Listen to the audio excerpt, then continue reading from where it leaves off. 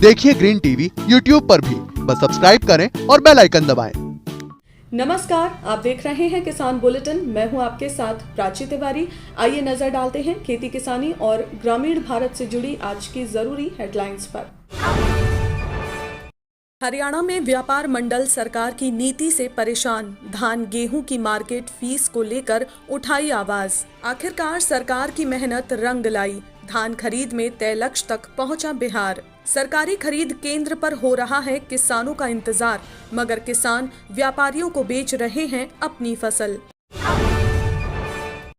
हरियाणा में अब व्यापारियों ने मार्केट फीस कम करने को लेकर आवाज उठानी शुरू कर दी है। सरकार धान और गेहूं पर अभी 4% फीस ले रही है, जिसे 1% करने की जरूरत है।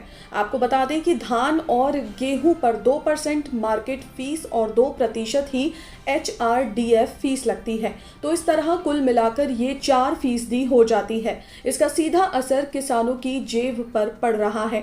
ऐसे में पहले ही आर्थिक संकट से जूझ रहे किसान अब और तंगी का शिकार होंगे। यही नहीं, व्यापारियों का कहना है कि आज हरियाणा बेरोजगारी, महंगाई और खराब कानून व्यवस्था से जूझ रहा है, जो सरकार की गलत नीतियों का ही खामियाजा है। ऐसे में सरकार को बेरोजगारी खत्म करने के लिए सबसे पहले हरियाणा में व्यापार व उद्योग को बढ़ावा देने के लिए कदम उठाने चाहिए, जिसमें व्यापारी व उद्योगपतियों को बिजली के बिलों में सब्सिडी, उद्योग लगाने के लिए सस्ती जमीन देनी चाहिए, ताकि प्रदेश में पहले से ज्यादा व्यापार व उद्योगों को बढ़ावा मिल सके।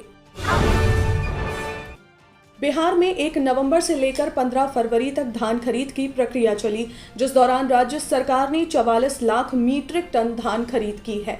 राज्य सरकार की तरफ से दी गई जानकारी के मुताबिक 7,104 समितियों ने 6,43,000 किसानों से धान खरीद की है, जिसमें 85% किसानों के खाते में राशि का भुगतान कर दिया गया है।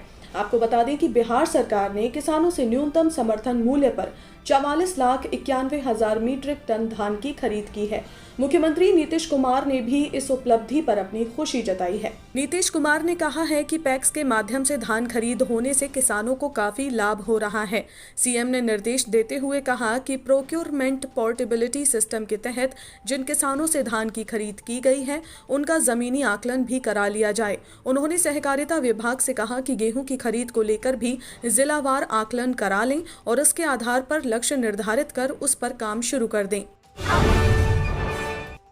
सरकारी खरीद केंद्रों पर इन दिनों लाल चना की बिक्री नहीं हो पा रही है। दरअसल किसान खुद ही लाल चना की बिक्री नहीं कर रहे हैं। इसके पीछे कारण ये है कि केंद्र सरकार ने चना के लिए 6,300 रुपए प्रति क्विंटल MSP तय की है, मगर खुले बाजार में चना की कीमत न्यूनतम समर्थन मूल्य से कहीं ज्यादा है। ऐसे में छोटे से लेकर बड़े किसान तक बाहर ही अपनी उपज को बेच रहे हैं और ज्यादा मुनाफा भी कमा रहे हैं। खरीद केंद्रों तक पैदावार लेकर जाने में भी किसानों को खर्च ज्यादा आ रहा है।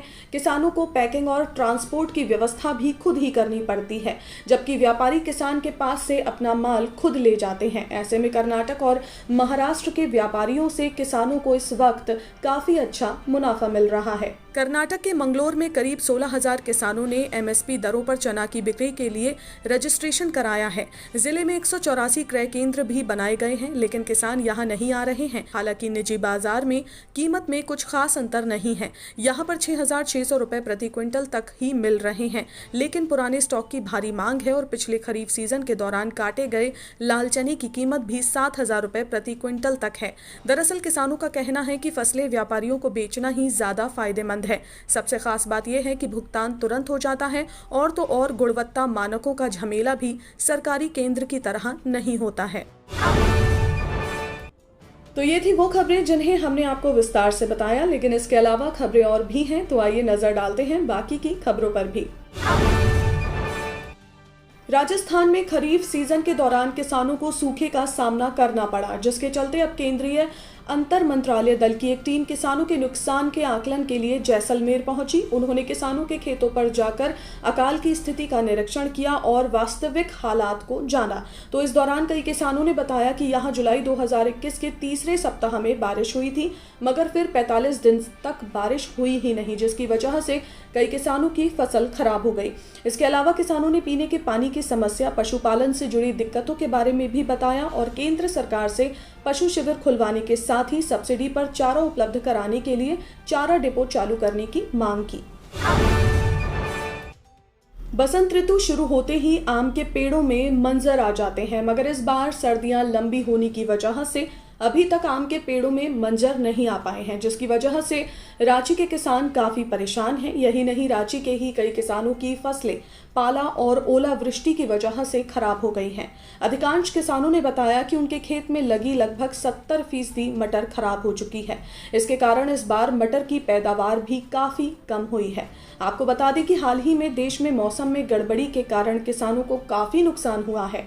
केंद्रीय कृषि और किसान कल्याण मंत्री नरेंद्र सिंह तोमर ने बताया था कि भारत में 25 नवंबर 2021 तक चक्रवाती तूफान, अचानक बाढ़, भूस्खलन और बादल फटने से करीब 5 मिलियन हेक्टेयर क्षेत्र में लगी फसलें बर्बाद हुई हैं। जहां एक तरफ देश भर में किसान बारिश या सूखे की वजह से फसलों के नुकसान का भुगतान कर रहे हैं, तो वहीं इस बार काली मिर्च की फसल काफी अच्छी हुई है।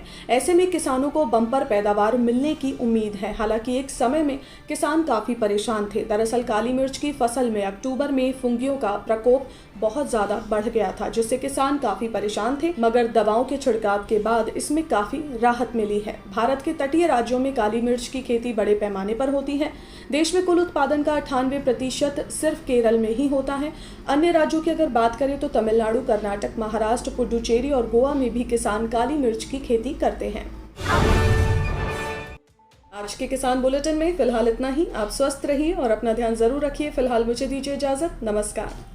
देखिए ग्रीन टीवी यूट्यूब पर भी, बस सब्सक्राइब करें और बेल आइकन दबाएं।